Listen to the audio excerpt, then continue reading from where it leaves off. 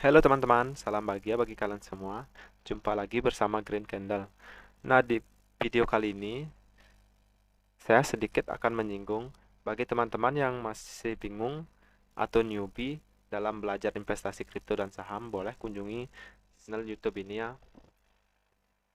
Jika teman-teman mengalami kendala dalam memilih platform exchange misalnya, kita bisa saling share pengalaman. Di samping itu juga, untuk teman-teman yang merasa teredukasi, profit dikala saya memberi rekomendasi, bingung memilih koin yang fundamental bagus dan saham fundamental bagus, teknik scalping atau copet, trading, value investing, investasi jangka panjang, ayo alangkah baiknya kita saling berbagi ilmu dan pengalaman agar kita sukses dalam berinvestasi bersama. Nah, sebelum itu mohon supportnya seperti like, komen, subscribe, dan aktifkan notifikasi belnya agar tidak ketinggalan video rekomendasi, berita populer yang saya selalu update setiap harinya di YouTube channel ini. Nah, teman-teman, apakah benar Bitcoin si raja koin? Bitcoin ibu dari semua koin. Bitcoin pegang kendali dari semua koin. Di sini di coin market cap, kalau kita lihat chartnya atau pola grafiknya, ini pola grafik Bitcoin. Kita samakan dengan Binance. Lihat penurunannya. Sama sekali kan? Naiknya juga sama sekali. Begitu juga dengan XRP, yang mana dia posisinya nomor 5 di CoinMarketCap. Sama sekali, nggak ada perbedaan. Nah, ini Cardano, yang berperingkat nomor 7 dunia, sama.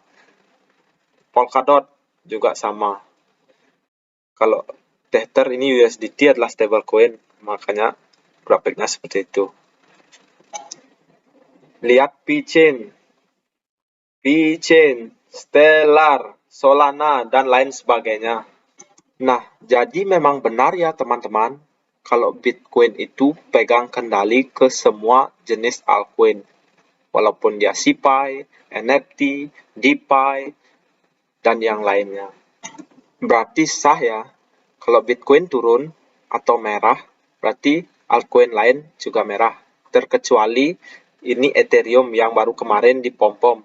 Karena Ethereum meluncurkan versi keduanya.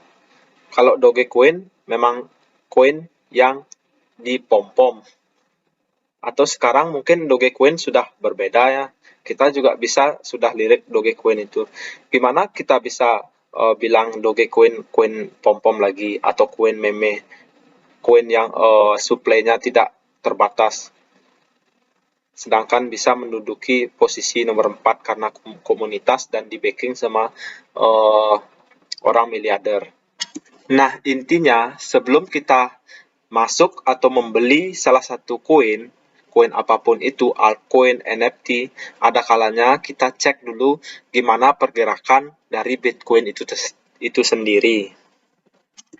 Ya, sedikit at least kita tahu di mana pergerakan dan support kuatnya untuk Bitcoin itu. Kalau misalnya Bitcoin turun, segera mungkin kita ambil profit kalau misalnya kita trading.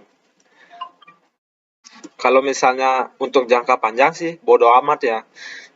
Entah Bitcoin turun atau gimana, namanya aja juga jangka panjang. Ya kita tinggal menunggu dan memetik hasil di kala 5 tahun misalnya jangka panjangnya, atau 10 tahun. Di saat itu baru kita memetik hasil. Nah, ini adalah salah satu pola yang sudah saya gambarkan sebelumnya, yang mana sempat pola head and shoulder ini dan berjalan mulus ya. Dan akhirnya Bitcoin ini terbang. Kalau kita gambarkan di sini. Ini pola head and shoulder.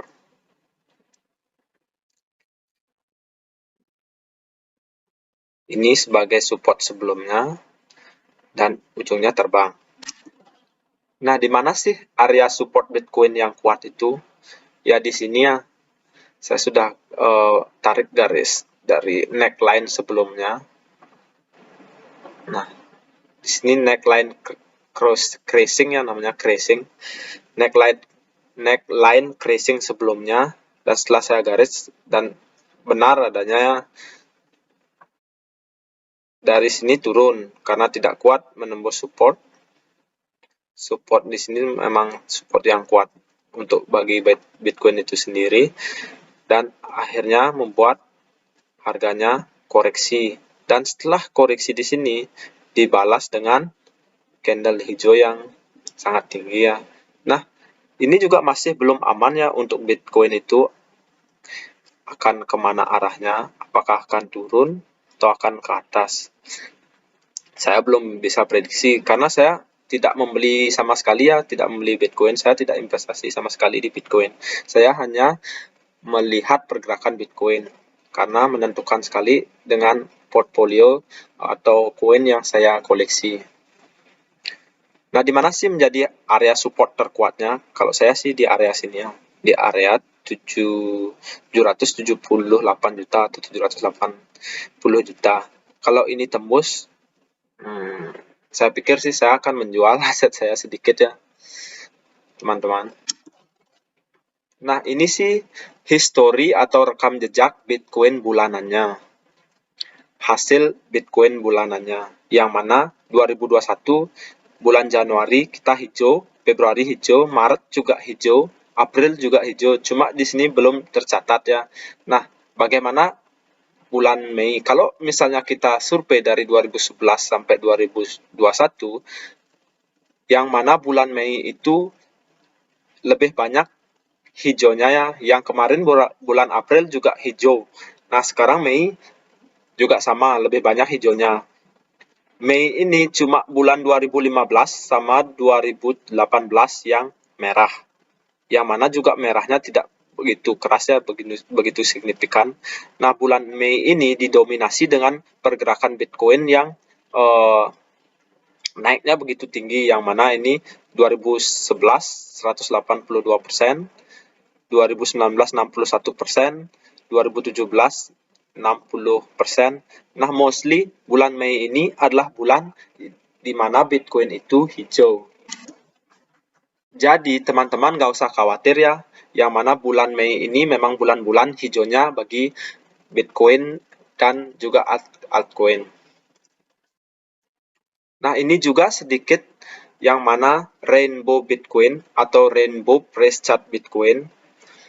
Rainbow ini adalah garis pelangi ya, yang mana kalau Bitcoin itu kalau kita survei dari tahunannya, pada saat tahun 2014, Bitcoin sempat menembus Rainbow ini dan akhirnya dibanting tinggi ya sampai 2016. Nah, kita akan main di bawah sini dari 2015 sampai 2017.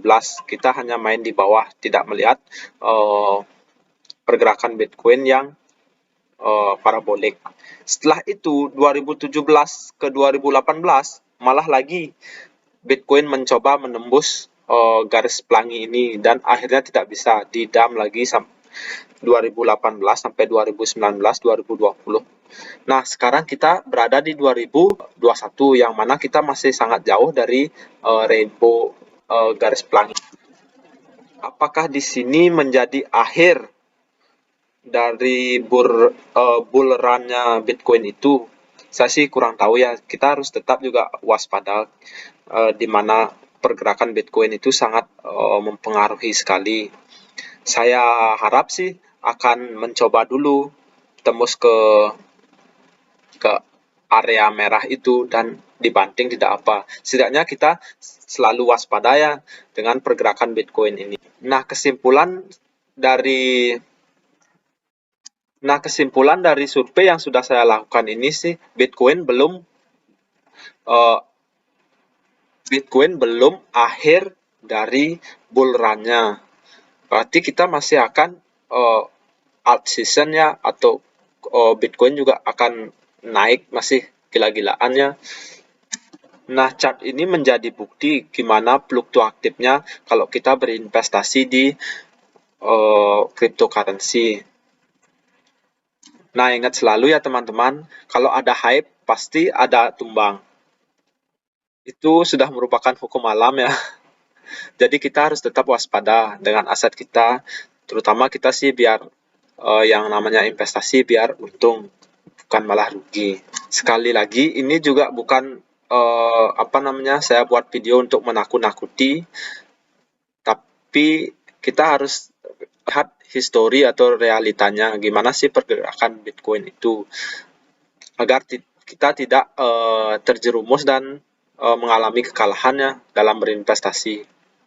Dan juga ingat diversifikasi uangnya. Kalau misalnya punya 100 juta, minimal 10 juta aja taruh di atau investasi di cryptocurrency, yang lainnya save di tempat yang lebih aman seperti investasi emas atau saham atau reksadana atau mungkin bisnis kalau teman-teman yang suka bisnis.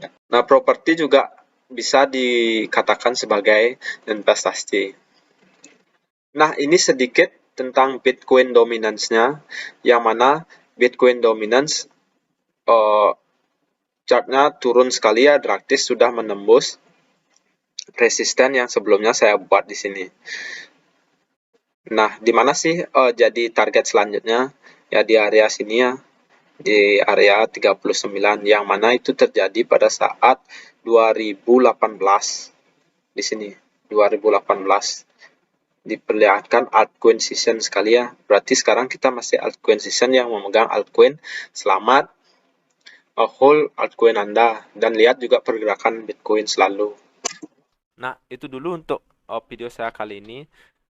Thank you teman-teman. Terima kasih.